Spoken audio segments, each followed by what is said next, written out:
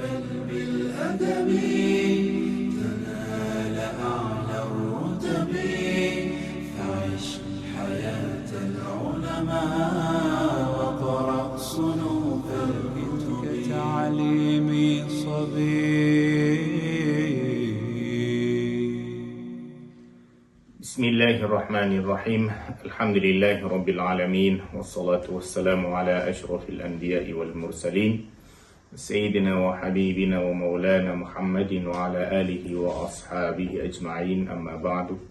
Аламдарды жаратқан Аллах Тағалаға чексіз мақтаулар болсын, жана анын пайғамбары Мұхаммад саллаллаху алейхи ва салламға салауаттар болсын. Ассаламу алейкум ва рахматуллахи ва баракатуху. Урматтуу мусулман бир туугандар, Аллах Тағалаға чексіз шүгүрлөр болсын. Аллах Тағаланын тауфиги менен биздин ушундай бир усулу тафсир аттуу китебибизди дагы жарык көрүп отурат. Иншалла биз мындан аркы сабактарыбыз дагы буюрса ушул тафсир жаатындагы сабактарыбызды улайбыз. Biz buğa çeyinki sabaqlarımızda təcvid turasında, jana fıqh turasında sabaqlarımızı çıkarganбыз. İnşallah bundan arqı sabaqlarımız bu tafsir turasında. Bugünkü sizler menen biz ala turgan negizgi temalar bu tafsir iliminin tarixi, aytor tafsir iliminin anıqtaması, jana Kur'an degen emne, jana ошол учурда bizde vahiy түшүнүгү var, vahiy degen emne, jana nasx va mansux деген маселелер бар. Айтор Kur'an турасында бүгүн biraz таанышып алабыз, жана тафсир илиминин тарыхы турасында да буюрса кеп кылабыз иншалла. Аллах Таала ушундай бир жер бетинде канчалаган кесиптер боло турган болсо, ошол ар бир кесиптин өзүнүн бир усулун ушундай бир үйрөтүп берген да Аллах субханаху ва таала. Эми ошол ар бир кесиптин усулу болгондой эле Кур'анды түшүнүп билүүнүн дагы өзүнүн усулу, эрежеси бар. Эми Кудайга шүгүр өзүбүздүн кесип бул тафсир болгондуктан эми Аллах Тааланын сөзүн, Кур'ан Каримди ушундай бир чечмелөөнүн усулун ушундай бир жаздырууну бизге ушундай Аллах Таала насип эткендигине көптөгөн шүгүрлөр болсун.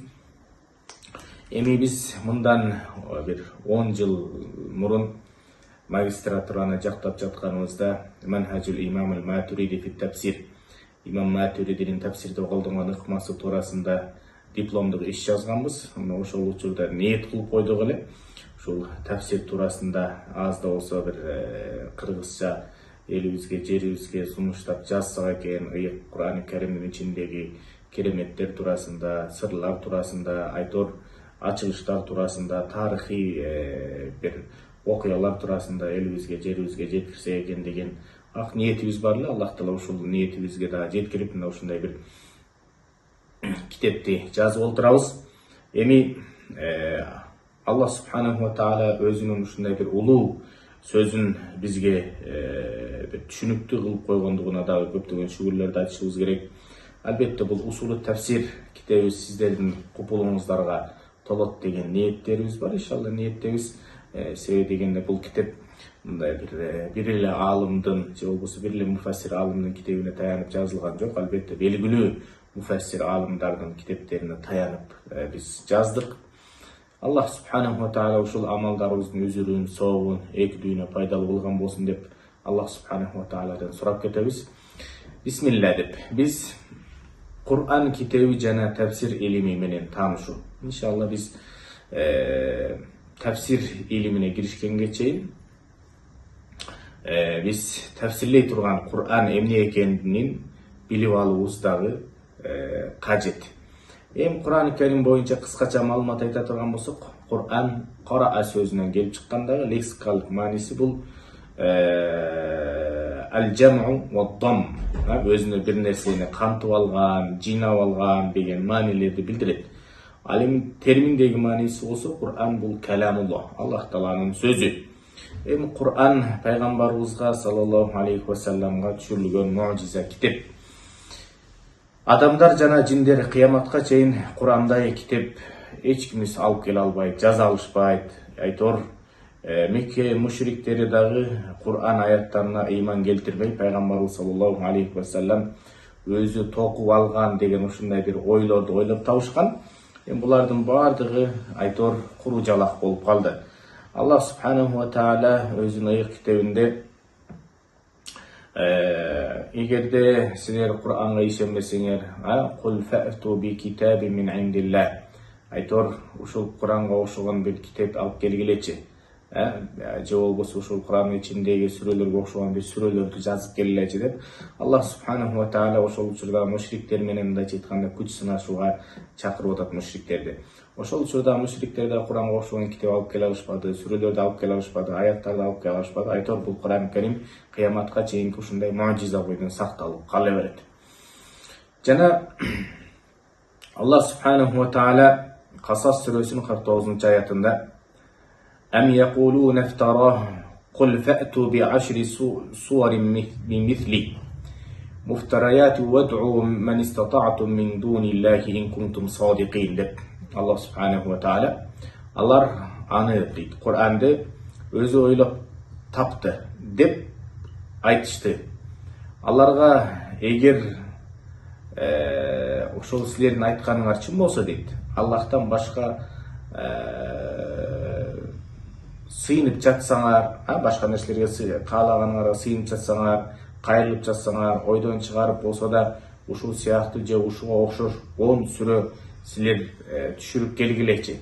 Эгерде бул Аллах Тааланын сөзүнө ишенбесеңер, анда ушундай бир Кур'ан же болбосо ушундай бир сүрө алып келгилечи деди. Айтор, албетте алар бул Кур'анга окшогон 10 сүрө дагы, бир кичинекей сүрөлөр дагы алып келип алышкан жок. Мындайча айтканда бул Кур'ан Карим кыяматка чейин мажиза болуп сакталып кала берет.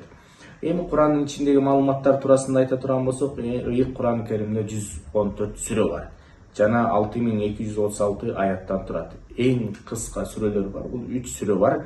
Асыр сүрөсү жана Каусар сүрөсү жана Наср сүрөсү. Ал эми Кур'ан Карим бул Фатиха сүрөсүнөн башталып, Нас сүрөсү менен аяктайт. Эми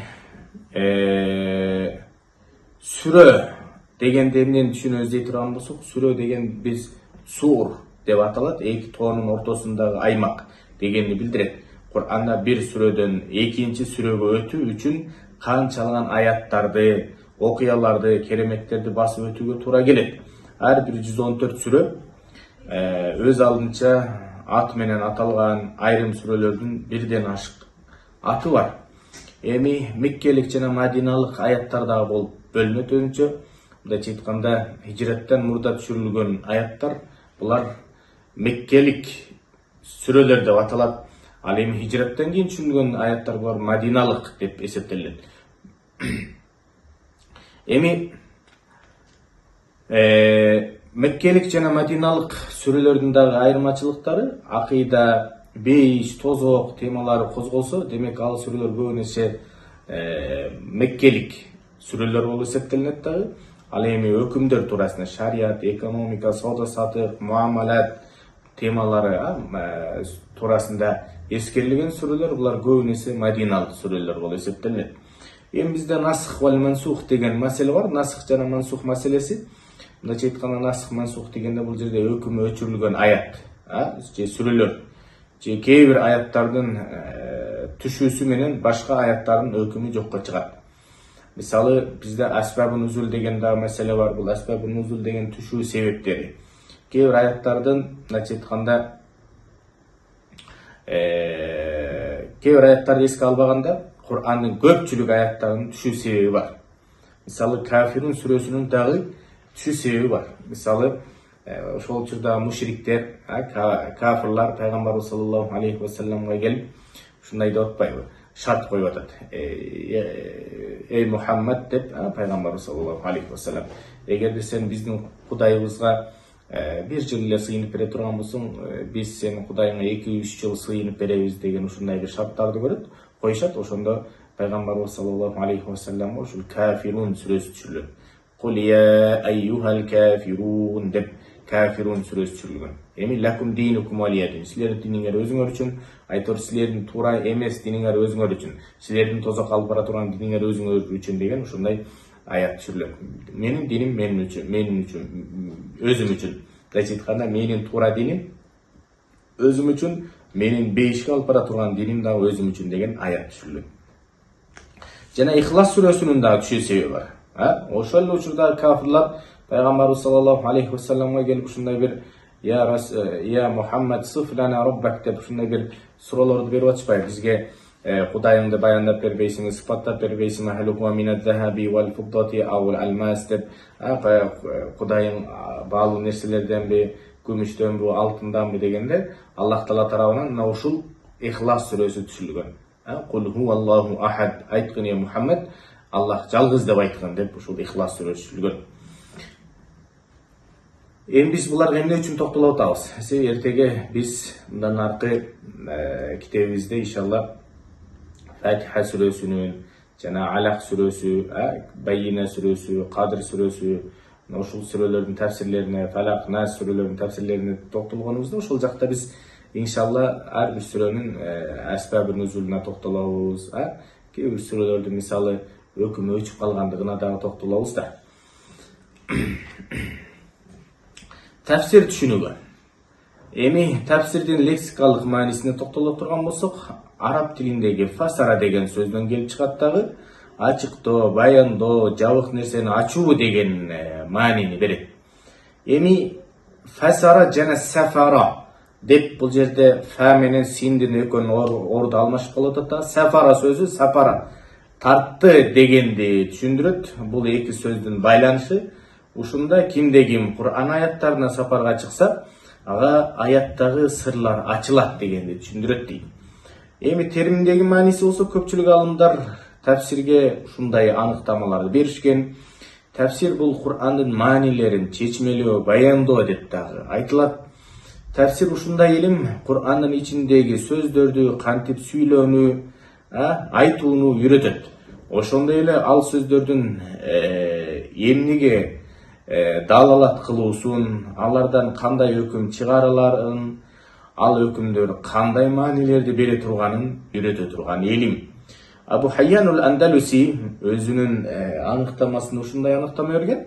Тафсир илими Аллах Тааланын китебин түшүнүүнү үйрөтө турган жана ал китептен өкүмдөрдү чыгарууну үйрөтө турган илим деп баяндаган. Жана Бадруддин аз-Заркаши деген алым дагы тафсириге ушундай аныктама берген. Тафсир Кур'ан-ы Каримдин маанилерин, данышмандыктарын, сырларын, айтор сүрөлөрүн, аяттарын, таңгы аракеттерин, окуяларын, өкүмдөрүн, түшүү себебин, макки жана мадани болушун, насых жана мансух илимин ачык айкын үйрөтө турган илим деп дагы баяндайт. Жана Жалалуддин ас-Суюти бул тафсирге ушундай аныктама берген. Тафсир илими өтө терең илим. Ичине айтор акыйда, фыкх, тасаввуф илимдерин жана грамматика, морфология, адабият илимдери камтылып кетет дейт. Аллах Таала Кур'анды түшүнүп эле койбостон анын чечмеленишине да кам көргөн. Мындайча айтканда Кур'анды эң алгачкы тафсирлөөчү сүйүктүү Мухаммад пайгамбарыбыз саллаллаху алейхи вассалам экендиги дагы талассыз. Эми Аллах субханаху ва таала бул Кур'ан-ы Каримди бизге түшүндүрүп бериш үчүн пайгамбарыбыз Мухаммад саллаллаху алейхи вассаламды жиберди. Айтор пайгамбарыбыз Мухаммад саллаллаху алейхи вассалам ал-муаллимул аввал, биринчи муаллим экендиги туурасында Аллах субханаху ва таала өзүнүн ыйык китебинде Нахл сүрөсүнүн 44-аятында мындайча баяндап атат. Wa anzalna ilayka dhikra litubayyina lin-nasi ma nuzila ilayhim wa la'allahum yatafakkarun deyт. Эми Аллах субханаху ва таала пайгамбарыбыз саллаллаху алейхи вассаламга кайрылып, сага адамдар үчүн түшүрүлгөндөрдү ачык, мындайча айтканда сүрө аяттарды ачык баян кылып беришим үчүн Кур'анды түшүрдүк. Балким алар мындайча айтканда түшүнүшөр деген таризде. Бул жерде демек пайгамбарыбыз саллаллаху алейхи вассаламга Кур'ан-ы Каримди түшүрүп берүүдөн негизги максат литуbayyina lin-nas, адамдарга баяндап, тафсирлеп, чечмелеп бериш үчүн Аллах субханаху ва таала ушул Кур'ан-ы Каримди түшүрдү. Эми бизде тафсир түшүнүгү бар жана ta'wil деген түшүнүк бар. Эми ta'wil деген айю ар-раджа, ta'wilдин лексикалык маанисине токтоло турган болсок, айю ар-раджа деген бир нерсени түпкүрүнө, маңызына кайтаруу дегенди түшүндүрөт. Ал эми терминдеги мааниси болсо ачыктоо, жоромолдоо деген маанини туюнтат дагы. Эми ta'wilдөөдө кайсы бир сөздүн болжолдуу маанилеринин бирин тандап, ошол тандалган маани аркылуу түпкү маңызына чейин изилдөө болуп саналат. Айтор тафсир жана ta'wilдин байланышы. Айтор тафсир бул Кур'ан аяттарын изилдөө, чечмелөө, ta'wil болсо кайсы бир сөздүн маңызын түпкү маанисине чейин изилдөө аркылуу чечмелөө деп дагы айтылат. Эми ta'wilде кайсы бир сөздүн кайдан келип чыкканы, эмнеге мындай айтылганы, грамматикалык, адабий, морфологиялык өзгөчөлүктөрүнө чейин изилденет ta'wilде. Ал эми биздин ахли сунна вал жамаатта Кур'анды түш келген адам эмес, илим деңгээли жеткен муфассир гана ta'wilдөөгө болот. Ал эми тафсир болсо, тафсир жана ta'wil эки башка аталгандыгы менен болгону экөөнүн вазифасы, милдети бир. Экөө тең Кур'анды чечмелөөдө, айтор баяндоодо кызмат өтөшөт. Тафсир илиминин тарыхы, урматтуу жамаат, биз тафсир илиминин тарыхына токтолобуз иншалла. Тафсир илиминин тарыхы. Дүйнөдө канча илим, кесип, багыт болсо, ар биринин тарыхы бар. Айтор математика илиминин, физика илиминин, философия илиминин, керек болсо тарых илими да өзүнө жараша тарыхка эгедир. Тафсир илиминин да башталуусу, тарыхы бар экени бул талассыз.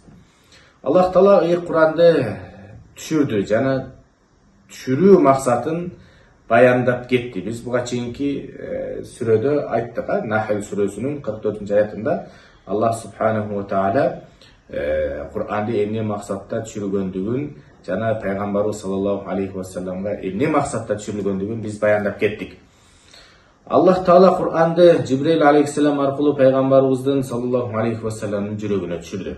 Пайгамбарыбыз саллаллаху алейхи ва саллам аяттардын маанилерин сахабаларга баяндап, чечмелеп, ачыктап, башкача айтканда тафсирлеп берип жатты. Пайгамбарыбыз саллаллаху алейхи ва саллам Куранды эң биринчи тафсирлеген алгачкы муалим болуп саналат. Эми биз Кур'ан, мындайча айтканда, тафсир илиминин тарыхына токтолгонго чейин, мындайча айтканда, тарыхы менен биргеликте тафсир илиминин негизги 3 доору бар экендигин айта кетишибиз керек. Биринчи доор бул пайгамбарыбыз саллаллаху алейхи ва салламдын доору. Мындайча айтканда, тафсир илиминин түптөлүшү, калыптанышы мына пайгамбарыбыз саллаллаху алейхи ва саллам Мухаммад Мустафанын доорунан башталган. Мындайча айтканда, бул доор ушундай бир алтын доор болуп саналат. Экинчи доор бул сахабалардын доору. Сахабалардын баары Куранды мыкты билген аалым болгон эмес. Куттуу сахабалардын арасынан мындайча айтканда айрымдарына Аллах Таала Куранды түшүнүүгө ушундай бир көбүрөөк үлүш берген, кээ бирлери мындайча айтканда Курандан маалыматы жок болгон.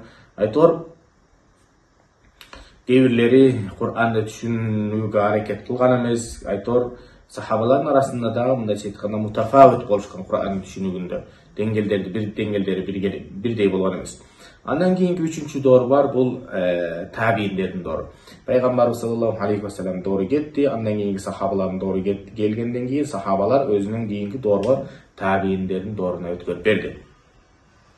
Эми пайгамбарыбыз саллаллаху алейхи ва саллам муфассир катары атын атап өткөн кээ бир сахабалардын биз аттарын бул жакта атап кете турган болсок, Абу Бакр ас-Сиддик радияллаху анху, Умар бин Хаттаб, Усман бин Аффан, Али бин Аби Талиб, Абдулла ибн Мас'уд, Абдулла ибн Аббас, Убай бин Кааб, Зайд бин Сабит, Абу Мансур ал-Аш'ари, Абу Муса ал-Аш'ари, Абдулла ибн Зубайр. Мына ушул белгилүү сахабаларды пайгамбарыбыз саллаллаху алейхи ва саллам өзү белгилеп атап кеткен.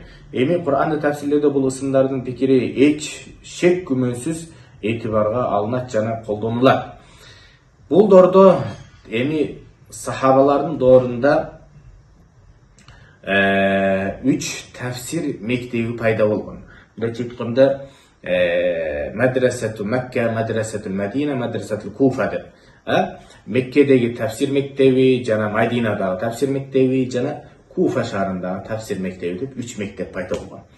Эми Mekkedegi tafsir mektebinin mындайча айтканда түптөлүшүнө, курулушуна салым кошкон Кур'андын котормочусу, Таржуманул Кур'ан деген наамга ээ болгон Абдулла ибн Аббас радиаллаху анху түптөгөн. Эми бул мектептен илим алган белгилүү табийиндер бар. Булардын аттарын атап өтө турган болсок, Мужахид ибн Жабир, Саид ибн Жубайр, Таус ибн Кайсан al-Yamani, Ikrima ibn Abdullah al-Barbari, Ata ibn Abu Rabah, jana Abu Shasa Jabir ibn Zeyd, Jabir ibn Zeyd деген белгилүү табийиндер булар. Андан кийинки мектеп бул Мадинадагы тафсир мектебинин түптөлүүсүнө Убай ибн Кааб ал-Ансари радиаллаху анху мындайча айтканда салымын кошкон. Эми ушул Мадинадагы тафсир мектебинен илим алган белгилүү табийиндер булар. Абул Алия Рафи ибн Михран деген белгилүү табии, Мухаммад ибн Кахл ал-Курузи деген, жана Зейд ибн Ас-Салам деген, жана Зейд ибн Мусайиб деген белгилүү табийиндер ушул Мадинадагы мектеп, тафсир мектебинен илим алып атышат. Жана Куфадагы тафсир мектебин Абдулла ибн Мас'уд радиаллаху анху түптүп атат. Бул мектептен илим алган белгилүү табийиндер дагы бар. Алкама ибн Кайс ан-Нахаи, жана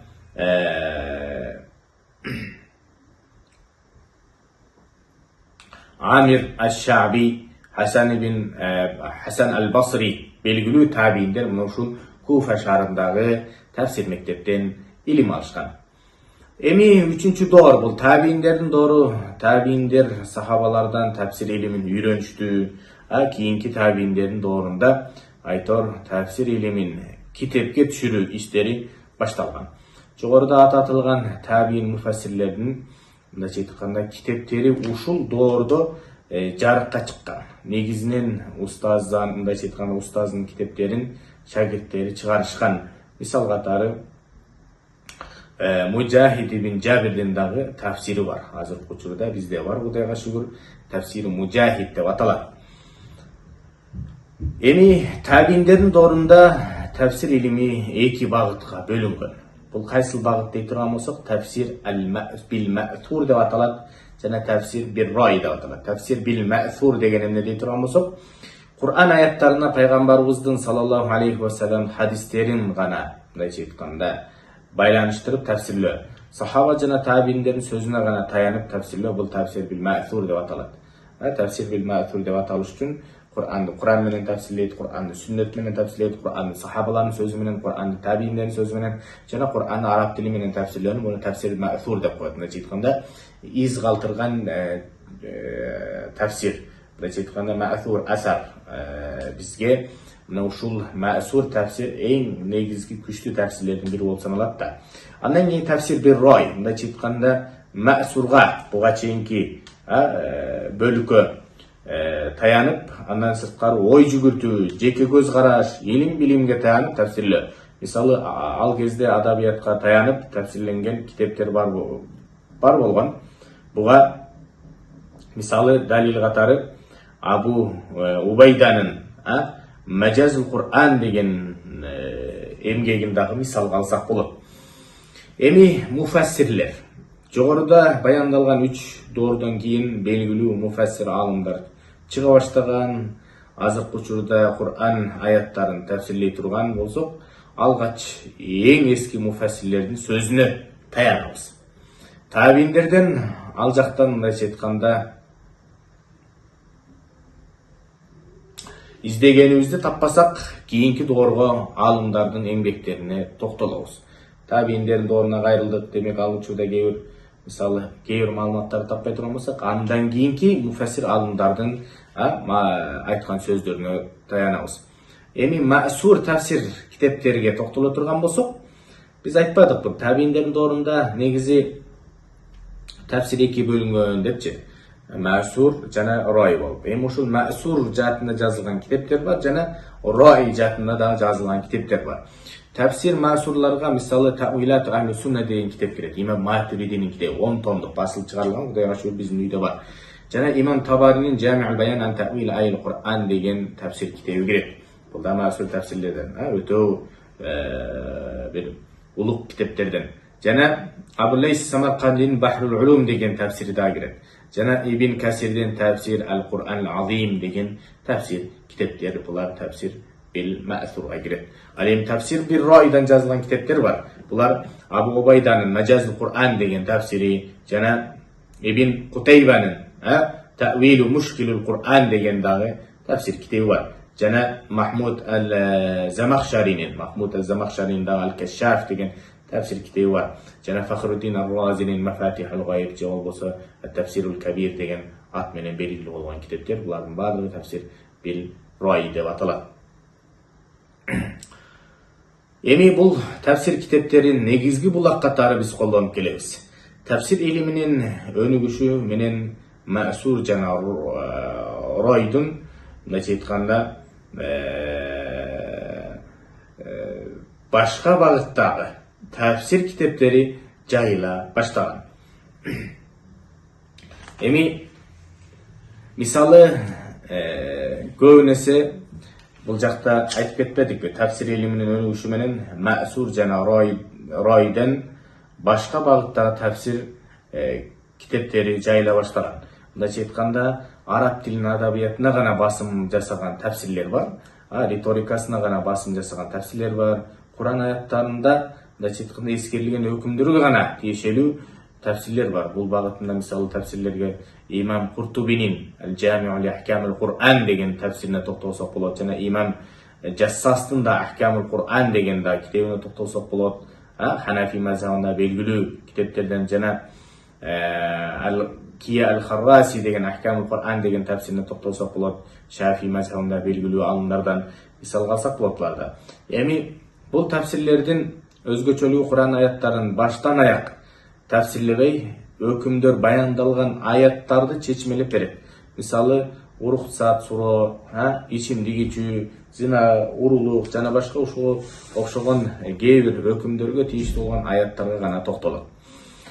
Эми заманыбыздагы белгилүү муфассирлер биздин доорудо да tafsir илими боюнча салмактуу эмгектерин жазган белгилүү алымдарыбыз бар. Алар мисалы сириялык алымдардан бири, мисалы белгилүү муфассир Мухаммад бин Али Ас-Сабуни раматылык өтүп кетти. Анын да Софат тафасир деген китеби бар. Мындайча айтканда tafsirlerдин каймагы деген аталышта. Жана Египеттик алым Мутавалли Шаарауи деген раматылык, жана Алжирден чыккан белгилүү муфассир Мухаммад бин Ат-Тахир Ал-Ашур, мындайча айтканда Тахрир ва Танвир деген аталыш менен Ибн Ашурдун да китеби бар, Алжирден чыккан. Бул китеп да жазылган, азыркы учурда окулуп келет университеттерде, окуу жайларда аябай салмактуу китептерден.